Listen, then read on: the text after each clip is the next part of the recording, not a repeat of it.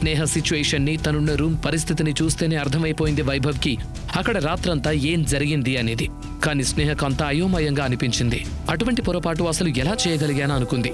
అవన్నీ ఆలోచించి స్నేహకు ఒకసారిగా చెమటలు పట్టాయి. మరొక క్షణం కూడా ఆ గదిలో ఉండలేకపోయింది.